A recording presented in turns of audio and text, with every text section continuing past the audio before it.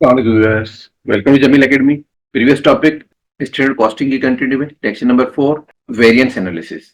आज हम variance analysis, last lecture के अंदर हमने डिफरेंसेस को वेरिएंस की बात की थी और आज उस वेरिएंसेस को analyse. Object of today's lecture is first of all standard costing, variance analysis, revenue variance, cost variance, detail analysis of the variance and in final favorable variance and unfavorable variance. Last but controllable variance and uncontrollable variance. First of all, standard costing. Basically standard costing दो words हैं, standard and costing. मैं दोनों को separate करके बात कर रहा हूं। स्टैंडर्ड एंड कॉस्टिंग, स्टैंडर्ड की मीनिंग एंड कॉस्टिंग की meaning. Costing mean process of technique of calculation ascertaining determine और फाइंड आउट द कॉस्ट। किसी भी प्रोसेस, कॉस्ट को फाइंड करने के प्रोसेस को कॉस्टिंग कहते हैं। It is cost mean expenditure. आप किसी भी प्रोडक्ट पे कितना खर्चा कर रहे हैं उस एक्सपेंस को कैलकुलेट करने के लिए जो प्रोसेस है, दिस इज कॉल्ड कॉस्टिंग।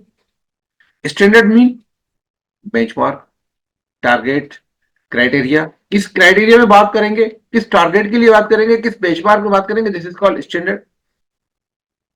अब किसी स्टैंडर्ड पे सर्टेन लेवल की, सर्टेन स्टैंडर्ड को के प्रोडक्ट के लिए, सर्टेन स्टैंडर्डाइज प्रोडक्ट के लिए उसकी कॉस्ट को असर्टेन करने के लिए जो प्रोसेस है, this is called standardise standard costing. Variance analysis, last major function of management is controlling. Management का basic function controlling and responsibilities identification. अब कंट्रोल कैसे होगा? Actual compared with the set standard to find out difference, variance और deviations. जब आप actual cost को standard से compare करेंगे तो आपका जो डिफरेंस आएगा उसको डिफरेंस भी कहा जाता है, वेरिएंस भी कहा जाता है और डेविएशन भी कहा जाता है।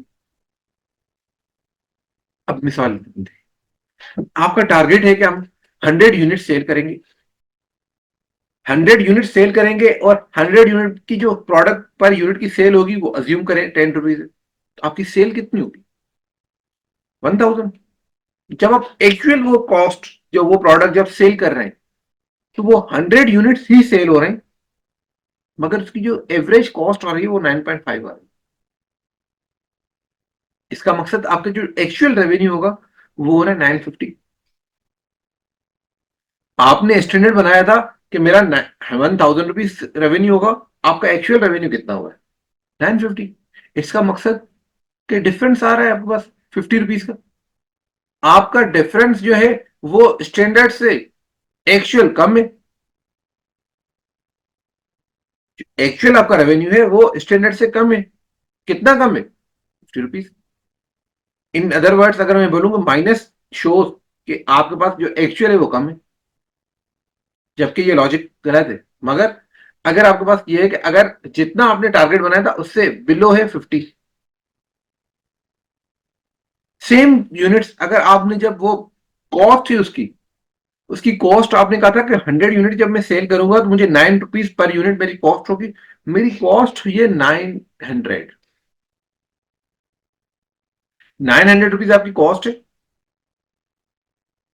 स्टैंडर्ड। टारगेट आपका ये था कि मेरी 900 रुपीज कॉस्ट होगी, जबकि एक्चुअल जो कॉस्ट हुई आपकी, वो एक्चुअल कॉस्ट हुई है 100 यूनिट्स ही सेल हुए, मगर एक्चुअल जो कॉस्ट है, एवरेज कॉस्ट 8.75। मींस जो आपकी कॉस्ट थी 900 रुपीज, आपने कहा था स्टैंडर्ड है, वो एक्चुअल कॉस्ट कितनी हुई है? 875। इसका मकसद कि कॉस्ट जो है, कॉस्ट के अंदर आपके पास स्टैंडर्ड से,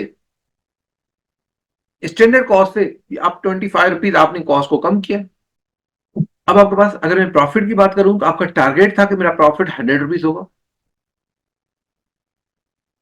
जबकि एक्चुअल जो प्रॉफिट हुआ है आपका वो 75 रुपीज हुआ है।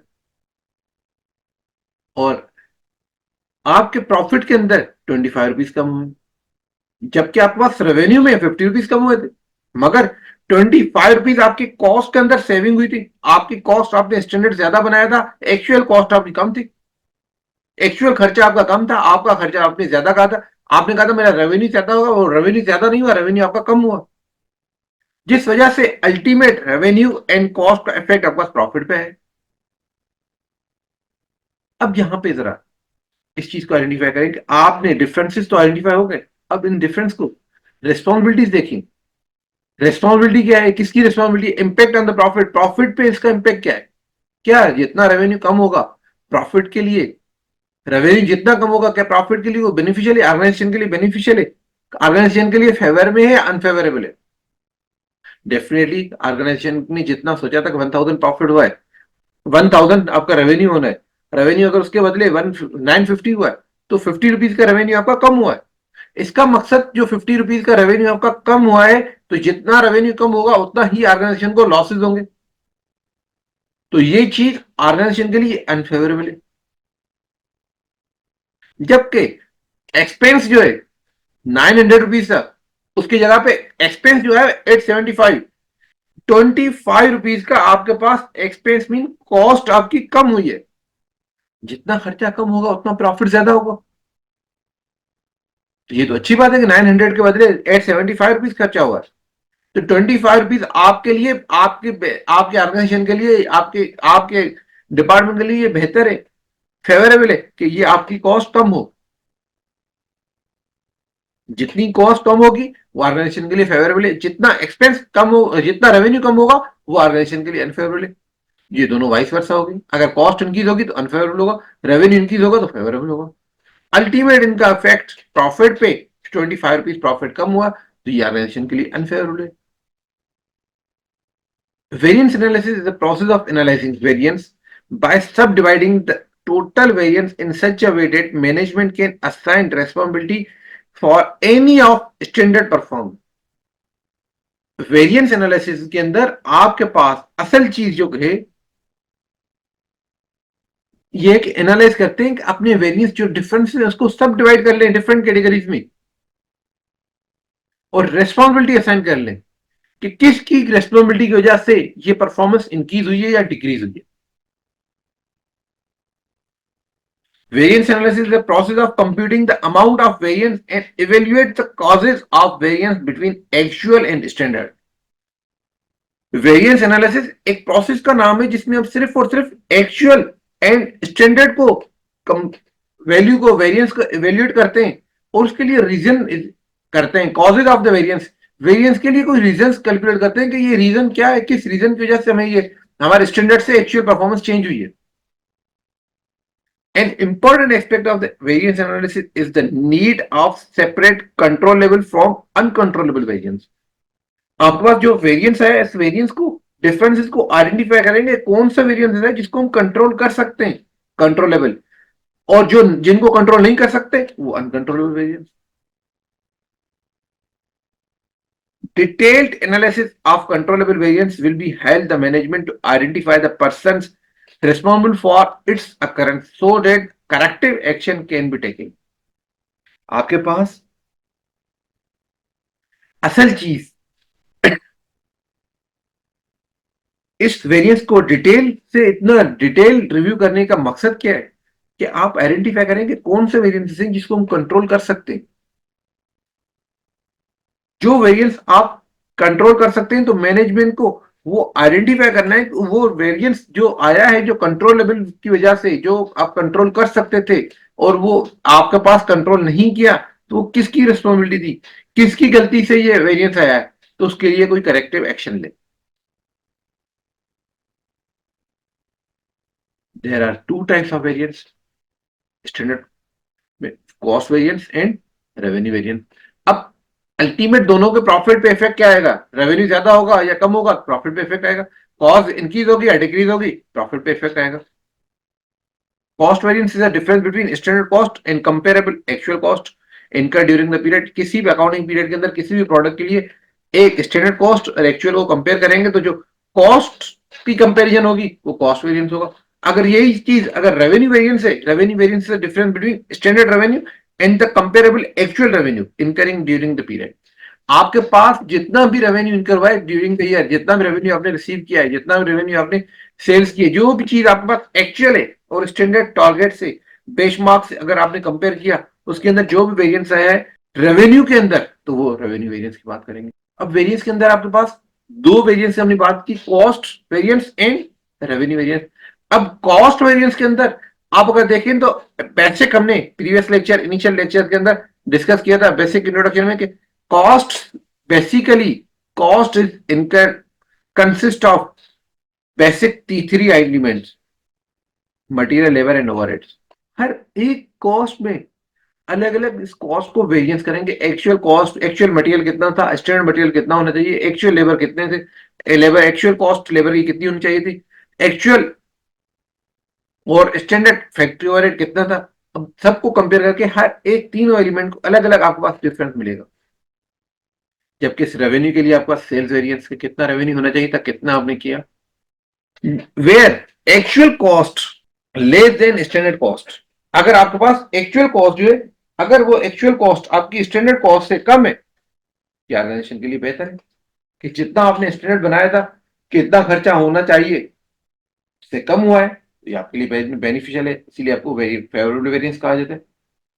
अगर where actual cost is greater than standard cost, जब एक्चुअल कॉस्ट आपकी स्टैंडर्ड कॉस्ट से हायर है, this variance is called unfavourable variance. अब यही वाइस वर्सा होगा सेल्स के लिए। Where actual revenue is less than revenue, अगर कम होगा स्टैंडर्ड से तो आपके लिए अनफेवरेबल है। Where actual revenue is greater than standard cost, this is favourable variance. देख लें, रेवेन्यू एंड कॉस्ट दोनों को इनडायरेक्ट रिलेशन है। अगर एक्चुअल कॉस्ट आपकी ज्यादा है स्टैंडर्ड कॉस्ट से, तो आपके लिए अनफेवरेबल है। जबकि अगर एक्चुअल रेवेन्यू आपके स्टैंडर्ड रेवेन्यू से ज्यादा है, तो वो आपके लिए फेवरेबल है। In simple words, any variance that has favourable effect on the profit is a favorable variance. Any variance which has adverse or unfavorable effect on the profit, it is called unfavorable variance. Favorable variance will be designated by F, and unfavorable, adverse, and David variance is designated by A. अब बात करते हैं controllable variance and uncontrollable variance. If variances arise due to a certain factor beyond the control of the management, it is known as uncontrollable variance. आप management कुछ नहीं कर सकते। Let suppose अगर मैं बात करूं आईटी इंडस्ट्री में, इंटरनेशनली कोई आईटी का इश्यू हो गया, इंटरनेट बंद है, क्या आप काम कर सकते हैं? नहीं कर सकते। जब काम नहीं कर सकते तो आपका टारगेट मीट नहीं होगा। क्या इसको कंट्रोल कर सकते हैं आप? नहीं कर सकते। Changes in market price of the excess usages of the material is usually the responsibility of the foreman or supervisor concerned. अगर आपने चेंजेस इन मार्केट प्राइस, जितना आपने मटेरियल यूज किया उसकी अगर मार्केट प्राइस चेंज होती है, तो एक्सेस यूजेज जितनी भी होगी, उस एक्सेस यूजेज का रेस्पॉन्सिबल कौन होगा? सुपरवाइजर और फोरमैन, जो फैक्ट्री के जो प्रोडक्शन सुपरवाइजर है। However, if the excess usage is due to the material being defective, कि आपने मटेरियल, जैसे आप रॉ मटेरियल यूज कर रहे हैं, वो मटेरियल ही सही नहीं है। अब यहां पे आप देख लीजिएगा, एक तो आपने मटेरियल यूज किया, अगर क्वालिटी आपकी जितनी ज्यादा यूज होगी, तो उतनी उतनी यकीनन उसकी कॉस्ट भी ज्यादा होगी। जितनी आपने क्वांटिटी की प्राइस आपने आइडेंटिफाई किया था, स्टैंडर्ड बनाया था, अगर एक्चुअल कॉस्ट अगर उसकी ज्यादा हो रही है, किस वजह से? क्वांटिटी की वजह से, तो वो रेस्पॉन्सिबल कौन है? Supervisor, factory supervisor, factory manager. But if the excess, आप एक्सेस यूज क्यों कर रहे हैं? क्योंकि जो जितना रॉ मटेरियल आपने रिसीव किया है, वो रॉ मटेरियल जैसे ही आप पेक पीसेस ओपन कर रहे हैं कार्टन, उसके अंदर डैमेजेस है, डिफेक्टिव है, the responsibility may rest with the inspection receiving department और for non detection of the defect. जब आपने सप्लायर से रिसीव किया है, उस वक्त आपने उसकी क्वालिटी चेक क्यों नहीं की, उसकी इंस्पेक्शन क्यों नहीं की? रिसीविंग डिपार्टमेंट ने किस तरीके से क्वालिटी रिसीव की है? जबकि उसके डिफेक्ट रिसीविंग के टाइम होना चाहिए था कि सप्लायर की तरफ से कोई प्रोडक्ट गलत आई है। अब प्रोडक्ट गलत होने की वजह से अगर फैक्ट्री में ज्यादा यूज हो रहा है, तो इस प्रोडक्ट के यूजेज के लिए असल इश्यू आपके पास रिसीविंग और इंस्पेक्शन डिपार्टमेंट है। This is all about basic introduction. Thank you. If you have any question, any confusion, you can write in comments. Thank you. Allah Hafiz.